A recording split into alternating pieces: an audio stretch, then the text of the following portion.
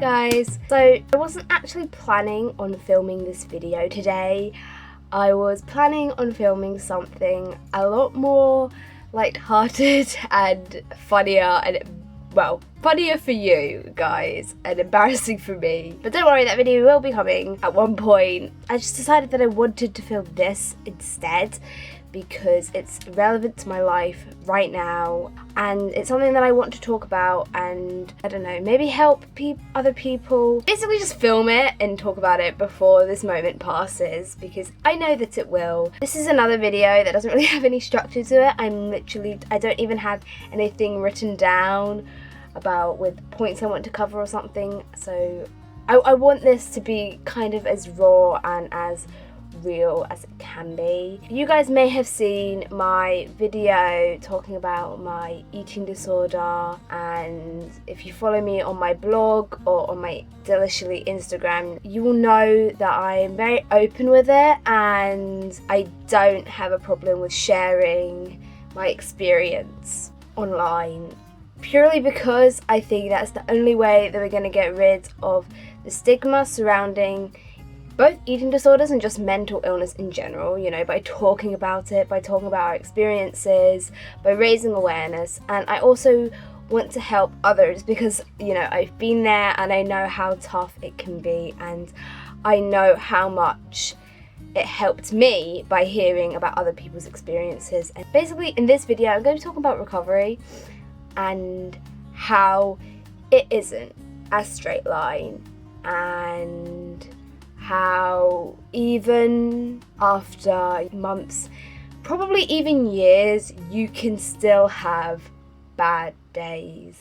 In recovery, you get to a point where you've left the professionals, you know, you have left your therapist, your dietitian, the doctors, whatever, and you are living your life, and you have these moments where, like, you are literally the happiest that you've been in years, which is pretty much where I am in life right now. 2016 so far for me has been a year of just like, I don't know, I feel as it's, I don't want to say it, but I feel as though I'm just like high on life because I had 2-3 years of pure shit, and you know, now that I've came out of it, well, I've came out through the hardest part, I'm just like, life is great, I love life, and I'm the happiest I've ever been. But that doesn't mean that I do not have those days where I feel absolutely shit.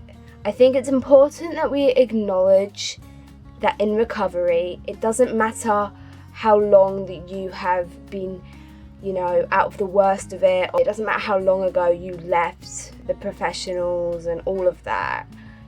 You will still most likely have days where everything feels like you feel as if you're being flung backwards and as if all of your hard work has been for nothing. And I'm kind of feeling that right now. Recently I have definitely been feeling not really bad, like I'm still having a good time, like I'm still having a good summer, I'm still, you know, it's not completely destroying my life, but it's definitely something that is there, kind of just niggling away in my brain at all times at the moment. I'm lucky that I'm at a stage where I can just push it to one side and just ignore those negative, disordered thoughts and just continue with life. The main point that I want to make is that if you are in recovery and you find yourself having these bad days, whether they be frequent or infrequent, just know that it does get easier. Those bad days that you do have, and you will have them, it becomes a lot more easier. You know, the further that you are in recovery, it becomes a lot easier to push them away and rationalize with the thoughts and be like, hold up, no, what you're saying isn't true, what you're telling me isn't going to make me happy, and those bad days will become fewer and fewer and fewer. I have had weeks, I've gone like maybe like a month, maybe longer, where I have just felt really happy within myself. I've not really had any overly bad days, and then all of a sudden you're hit with like one bad day, or something throws you off, or maybe you're just in a bad mood and that kind of rubs off on like how you feel about eating and your weight and all of that. As I said, it gets easier to rationalize with yourself. And the reason I'm making this video now is because I am going through a patch where I'm a bit like, I'm struggling a little bit, but I haven't let it affect my life as I would have before. In my head, I'm being told that I'm eating too much, that I have put on too much weight, that I need to just kind of stop, cut back, stop drinking the alcohol, stop eating the chocolate, and get back on track. But I haven't. Like, yesterday I had a drink that ended up turning into shots. I don't know how, it just did. But I had a good night, I had a good evening, and I'm not gonna get hung up about it.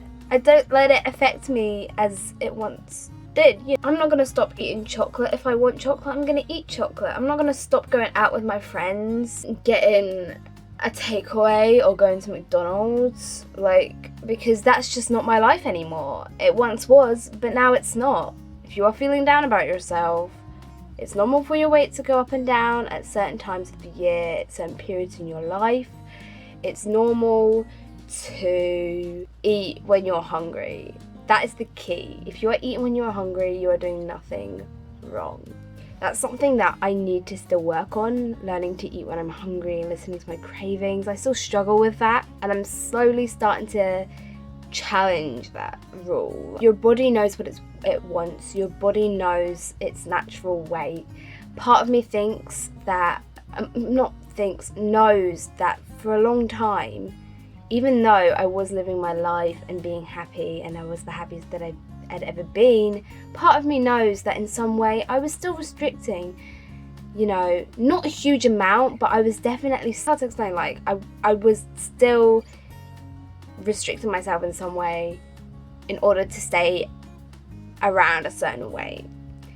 And only now am I realising, now that I'm slowly still starting to put on weight and listen to my cravings more and stuff, that I'm realising I wasn't fully healthy back then. Like right now where I am, I'm like seeing the benefits that eating that little bit more and not restricting myself is doing to my body, and it's doing for my life. You will know that you're on the right track if you are eating more, but you can see the benefits that it's doing. Another bit of advice I have for you: do not, for the love of God, weigh yourself. For me, that is where the main problem arose. You know, that is where this whole feeling bad about myself and, you know, having this kind of bad stint happened, because I weighed myself. I was doing so well. I hadn't weighed myself in weeks. I hadn't weighed myself in so long. I had moments where I kind of wanted to, but I was like, no, it's not gonna help, you know, who cares?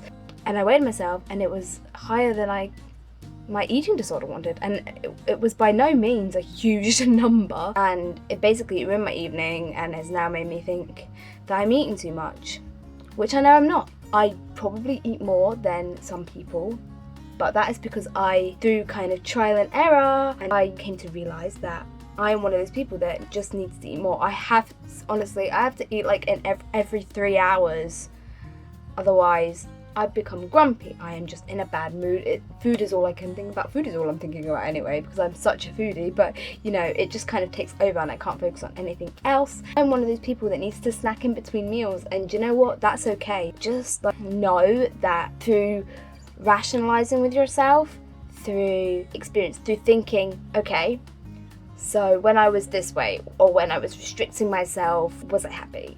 And the answer will definitely be no. Sure, maybe, you know, one part of your mind would be at peace, and even then, that part of your mind still won't be happy, because there will be a lower weight and a lesser amount to be eating. That's how an eating disorder works. And then think, but that moment, those times where you were carefree, you know, I think to myself, those times where I was out with my friends, those times where I was just eating when I was hungry and I was eating food that I enjoyed.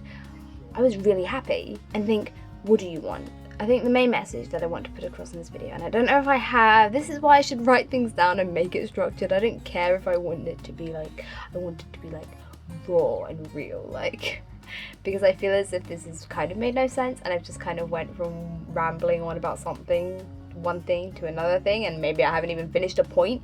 But the main points, the main message that I want to put across in this video is that, one, recovery is not a straightforward journey, and it doesn't matter how much into recovery you are, it doesn't matter how long you've been kind of on this road, there's still going to be bumps. Second point, it gets easier though, like it does get easier to rationalize, it gets easier to ignore and block out.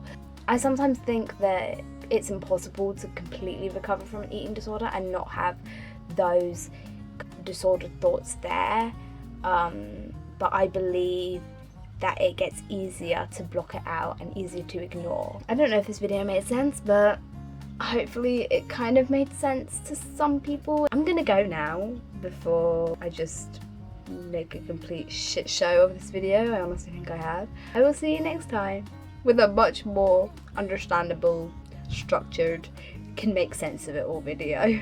I promise. Bye.